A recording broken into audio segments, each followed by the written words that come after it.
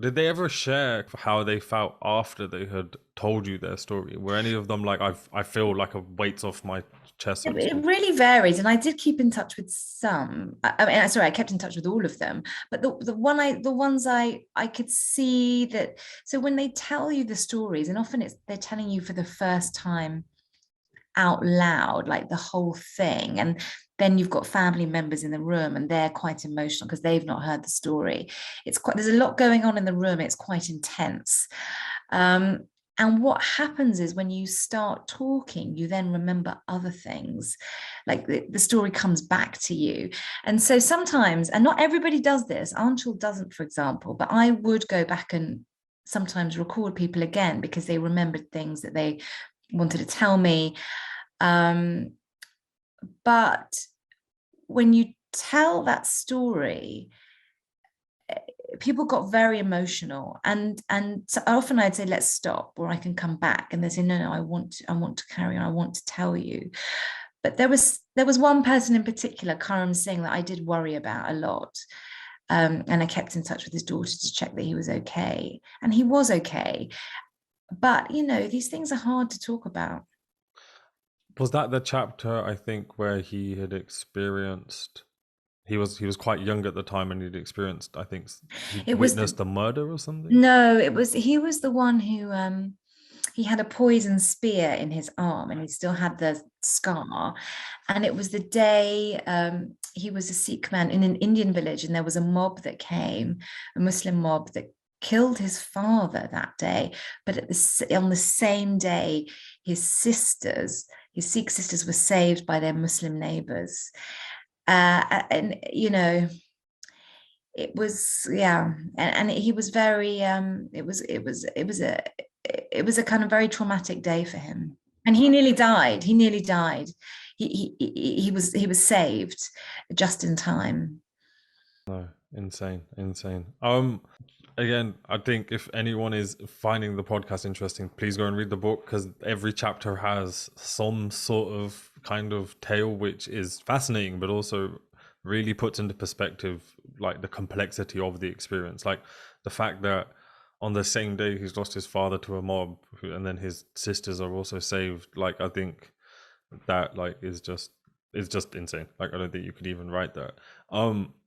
One thing that a lot of the chapters and a lot of the people that you spoke to kind of point to is that prior to partition and kind of the decision made in those kind of few fateful days, there's a social harmony that is, there's almost like there's respected differences. So for argument's sake, you made the point that Sikhs are forbidden to eat halal. So for argument's sake, you probably wouldn't see many Sikhs Yeah. eating meat alongside Muslims, but it's a respected difference. It wasn't necessarily something that would cause an issue, so to speak. So, and I know this is one of those questions which is like it will always be asked, because I don't think there's a definitive answer. But like, what in your estimation and from the people you've spoken to, Mm. what was it that helped cause that social cohesion to evaporate so quickly?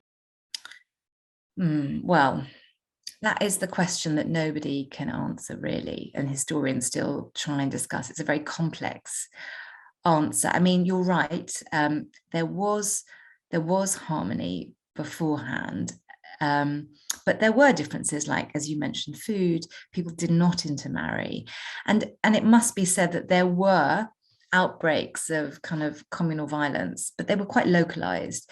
It was not like the near kind of genocidal ethnic cleansing, or that we then saw in the months around partition.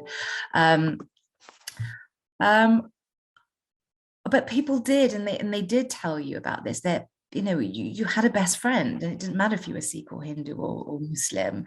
The women were great friends. I mean, there is one story I will never forget of Gurbaksh Garcha, whose uh, Sikh aunt died, and her best friend was a Muslim who suckled his Sikh cousin. I mean, what can be closer than that? There is nothing closer than that. And so there was this kind of, people spoke the same language. They had this shared cultures. You gave ladus on Eid and Diwali. that very much happened. But what I would say is, in Karam Singh's case, the guy with his spear, there was a neighbor the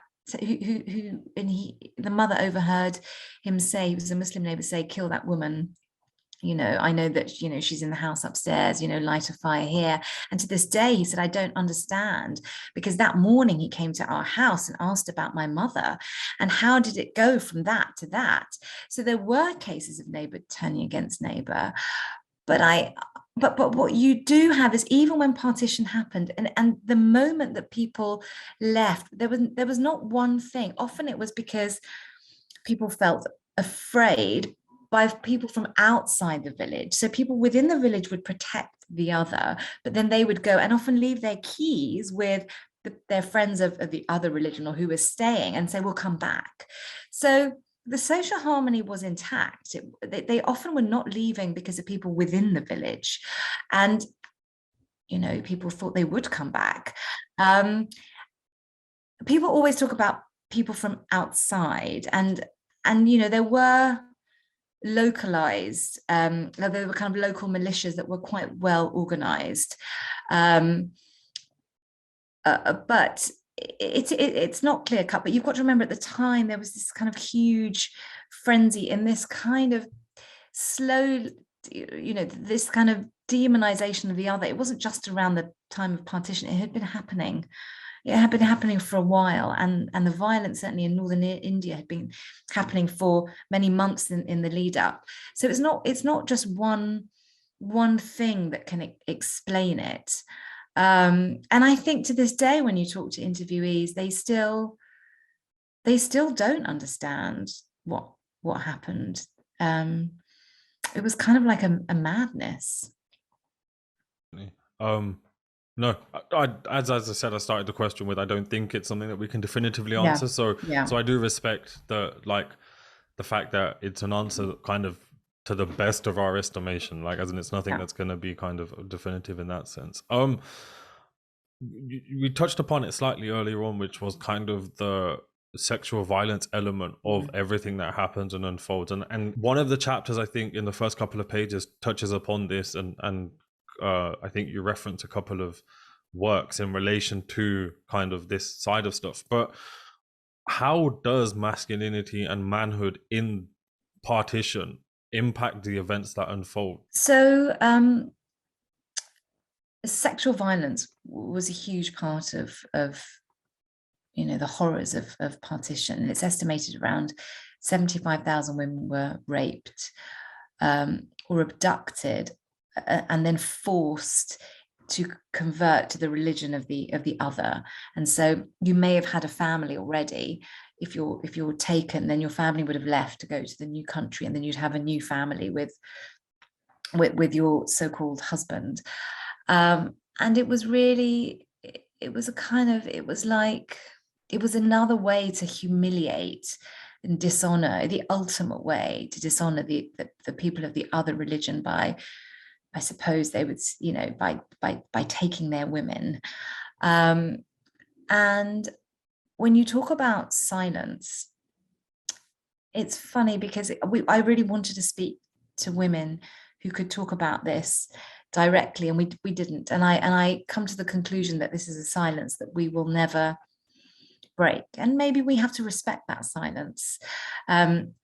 But what's very interesting is it was mostly men that came forward to be interviewed, and they would tell you things about this. So they would witness these things, but it would be very much in the kind of periphery. So they'd say, oh yeah, and then I'd see these women being taken away, and you'd be like, but what happened to them?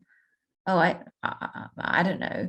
Or, I was walking, and then these men would just pick off the pretty women, and I'd say, well, what did you do? Well, nothing. I just had to keep looking ahead, otherwise I'd be killed. And Gerback remembers going to a Sikh home and seeing a very beautiful young Muslim girl there who was being force-fed pork fat in front of a whole group of other Sikh males to humiliate her.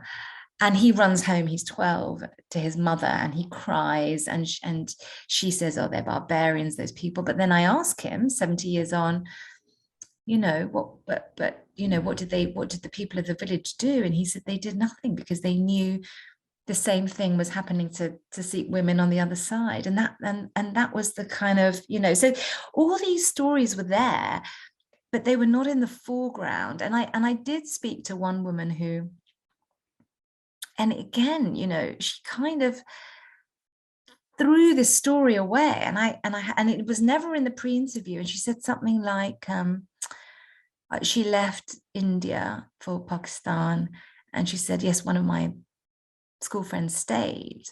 But what transpired was the school friend had been taken as a wife by the Hindu teacher. I mean, it was just shocking. But it was like, and she just said, well, that happened.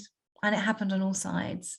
And it was, I was quite surprised. And then another woman told an extraordinary story. So people feared the dishonor of their women so much that in some cases and it's hard to even imagine that this happened, they killed their young women to spare them dishonor. And there was this one woman who overheard the elderly men of the family saying that's the fate of her and her younger sisters, cousins. But her grandmother said, literally, over my dead body, will you do that to them? We're going to migrate.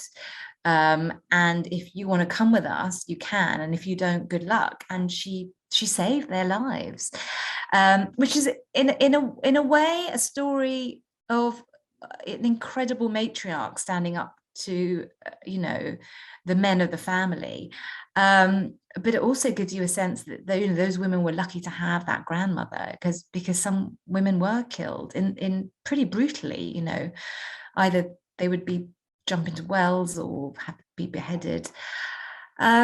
So yeah, I mean, it is a story, but it's one that is quite hard to hear through what I do through first person testimony.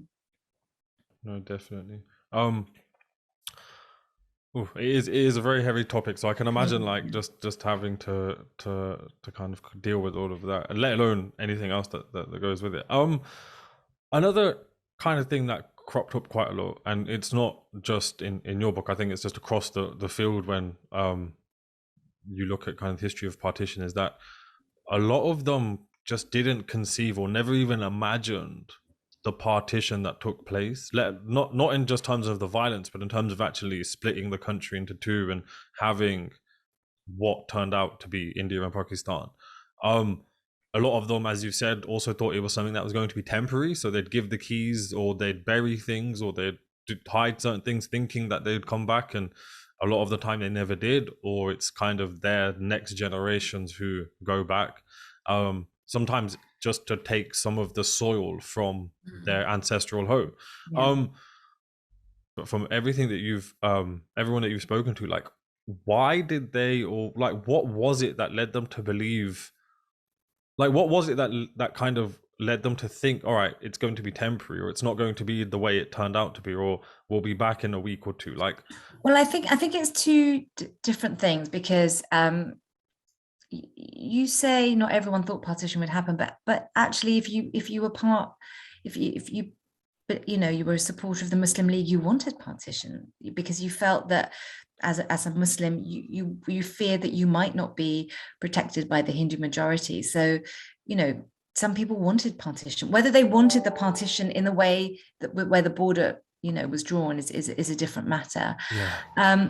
I think what people hadn't expected, and certainly not the former colonial authorities or the new Indian and Pakistani governments, what they hadn't expected was the violence, actually, or that migration would take place. Because if you listen to the speeches on the 14th in Pakistan and then on the 15th in India, that the leaders did talk about respecting all groups, and I just think that they had put nothing in place.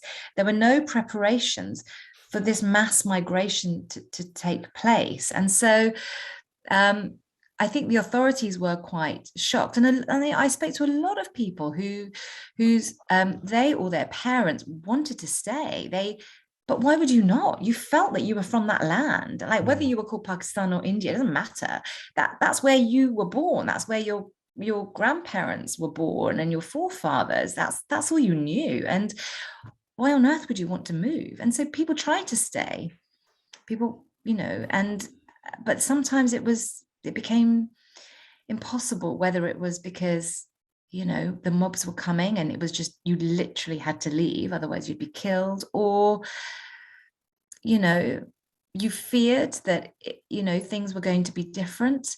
um so so then people left. But even when people left, some people said they knew it was permanent, but people, as I said, they literally gave their keys and just said, "Look, hold them for a while. I'll be back." So people didn't actually take a lot of stuff because Yeah. they thought they would be back. But then often what happened was, while the journey was happening, and people took very different kinds of journeys, and once people arrived in that new place and heard all these stories, I think it quickly dawned on people that it was going to be difficult to come back. Um, but it's also important to say that, obviously, I mean, there are 180 million Muslims in India today. Some people did stay. Um, and some people, Hindus, Sikhs, tried to stay, did stay in Pakistan.